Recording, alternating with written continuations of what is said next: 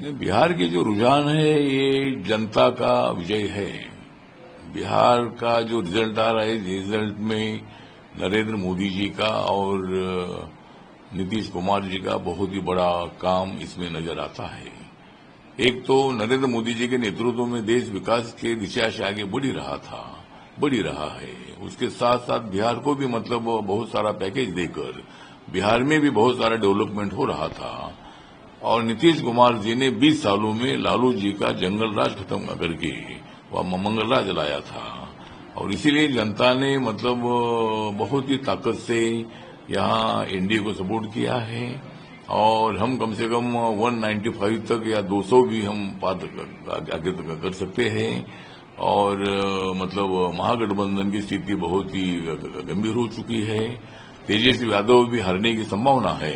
तो मुझे लगता है कि मैं बिहार की जनता का आभार व्यक्त करता हूं और सभी जाति के धर्म के लोगों ने हमारे एनडीए को बहुत बड़ा सपोर्ट किया है। मोदी जी के नेतृत्व को, नीतीश कुमार जी के नेतृत्व को मजबूत करने के लिए उन्होंने इतना वोटिंग किया है। इसलिए बिहार की जनता का हम आभार व्यक्त करते हैं। नीतीश कुमार मुख्यमंत्री बनने जा रहे हैं, क्या कहना चाहेंगे सर आप? नीतीश कुमार जी को मैं बधाई देता हूं कि भाई ये पूरे देश भर का, शायद नहीं देश भर का, मतलब ये रिकॉर्ड अच्छा हो सकता है कि मतलब अभी 20 साल से मतलब नीतीश कुमार मुख्यमंत्री रहे हैं और अभी जो 5 साल है ये भी उनको मिल रहे हैं। तो 25 साल तक एक ही मुख्यमंत्री रहने का शायद पूरे देश भर में पहला रिकॉर्ड हो सकता है।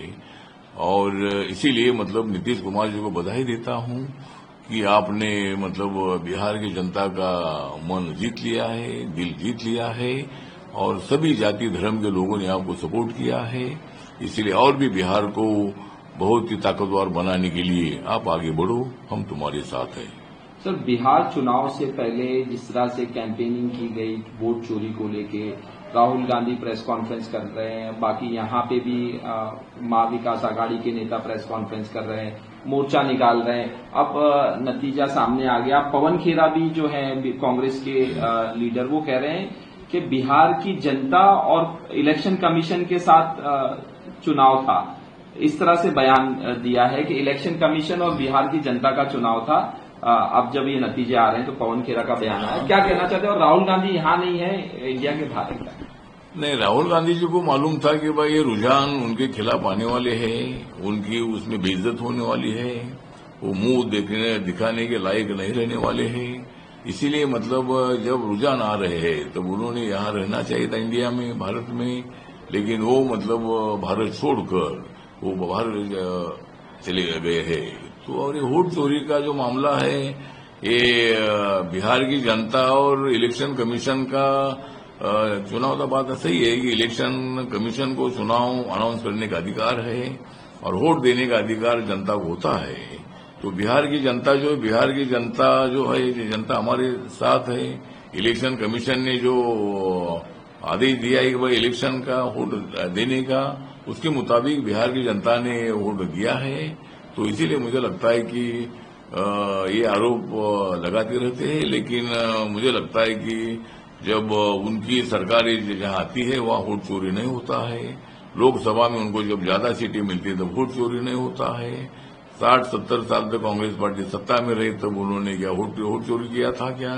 तो मुझे लगता है कि ये राहुल गांधी जी झूठे बयान देकर कांग्रेस पार्टी का नुकसान कर रहे हैं, अपने इमेज को, लीडरशिप को खत्म कर रहे हैं। तो इसीलिए मुझे लगता है कि ऐसे आरोपों में तथ्य नहीं है और वोट कभी चोरी नहीं होता है। अगर चोरी होता होगा तो वोट चोरी नहीं होना चाहिए, ये भी हमारा कहना है। चलो, ये आरजेडी के नेता हैं सुनील सिंह, उनका बयान आया कि बिहार की जनता ने उनको वोट दिया और अगर वो नहीं आते हैं तो जिस तरह से नेपाल में लोग सड़कों पे आए, बांग्लादेश और बाकी जगह श्रीलंका, इस तरह का बयान उनका आया, क्या कहना चाहिए? मुझे लगता है कि ये तो इसी तरह के बातें, झूठी बातें करते रहते हैं, दिमाग आउट वाली बातें करते रहते हैं। जब तक इस देश में बाबा साहब अम्बेडकर जी का संविधान है तब तक अपने देश का नेपाल कभी नहीं हो सकता है, श्रीलंका, बांग्लादेश कभी नहीं हो सकता है। क्योंकि अपने देश में बहुत सारे बड़े बड़े आंदोलन भी हुए हैं। खलिस्तान का आंदोलन भी कई साल तक चलता रहा, लेकिन उसको भी खत्म करने का काम यहाँ के लोकतंत्र ने किया है। और उसी तरह मतलब मुझे लगता है कि यहाँ अपना किसानों का जो आंदोलन था 1 साल भर चलता रहा और अनेक आंदोलन यहाँ हुए हैं, सबको आंदोलन करने का अधिकार है, लेकिन भारत का कभी नेपाल नहीं हो सकता है और भारत भारत ही रहेगा और लोकतांत्रिक भारत पूरी दुनिया के सामने हमेशा के लिए एकदम एक्टिवली रहेगा। यहाँ कोई इसी तरह का आंदोलन नहीं हो सकता है। सर, आखिरी सवाल, जिस तरह से बिहार के नतीजे आ रहे हैं, क्या देश में किस तरह का असर पड़ेगा? बाकी राज्यों में चुनाव जहां जहां होंगे या यहाँ पे महानगर पालिका का चुनाव हो रहा है मुंबई में, तो किस तरह से देखते हैं सर? आप भी यूपी में हैं। तो बिहार के रिजल्ट के बाद मुझे लगता है कि इसका महाराष्ट्र के लोकल बॉडीज के इलेक्शन में भी असर होगा। यहाँ महायुति को बहुत ही अच्छी सफलता मिलेगी। जरूर हम अनेक जगह पर अलग अलग लड़ रहे हैं, लेकिन सभी कार्यकर्ताओं को मौका मिलना चाहिए, इसीलिए अनेक जगह पर अलग अलग हम लड़ रहे हैं।